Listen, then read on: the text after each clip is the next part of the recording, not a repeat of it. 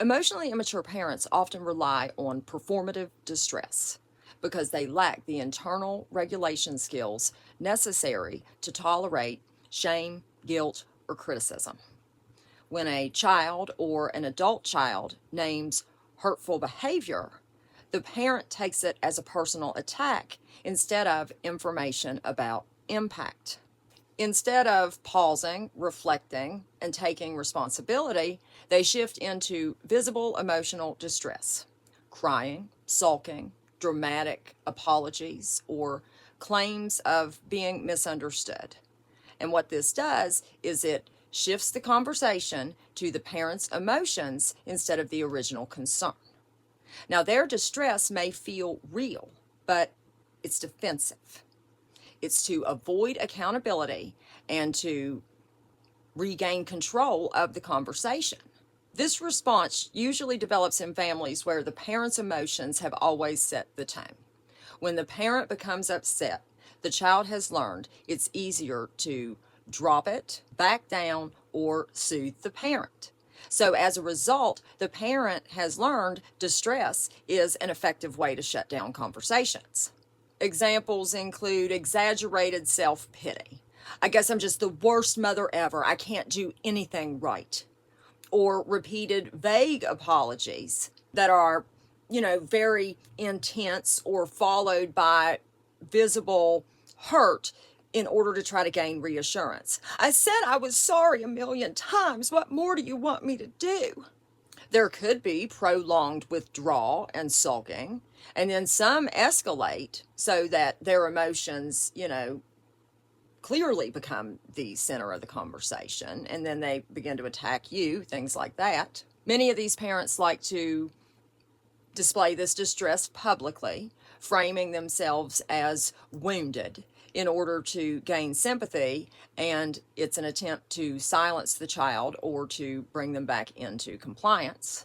One defining feature of performative distress is it does not lead to sustained change. Repair actually has multiple steps, and emotionally immature parents can't even discuss the issue at hand to find out what repair is needed, let alone take any of these steps. Performative distress creates this loop where the child can end up comforting the parent, minimizing their own needs as they've likely done the entire relationship, and then questioning whether they were too harsh or not. This type of dynamic, it reinforces enmeshment and prevents honest, calm, and grounded conversations.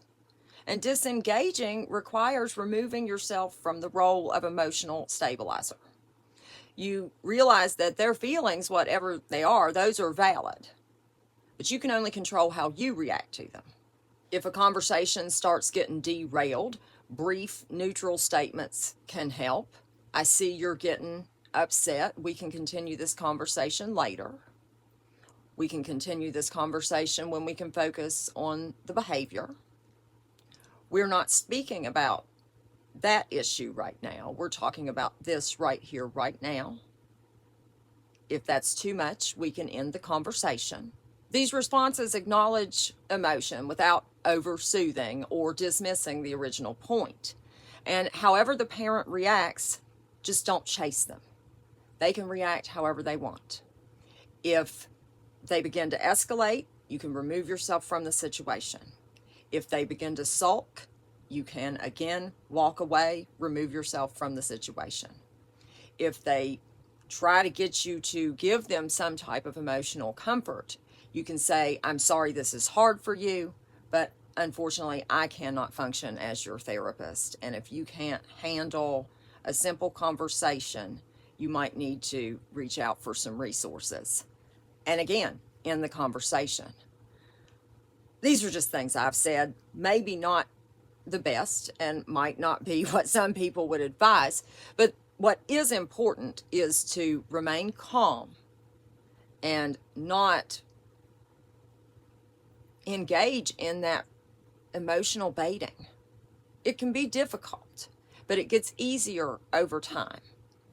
Defensiveness is likely not something that they're going to just drop, but in time, It no longer controls the conversation, and the adult child can remain grounded and have clear limits. When performative distress no longer gets the usual response, it usually loses its effectiveness. Now, this can help relationships become a little bit more stable to hold boundaries when it comes to these types of interactions, or it can create more distance. Either way, disengagement protects emotional energy and restores responsibility. Each person is responsible for managing their own emotions, and performance does not replace accountability.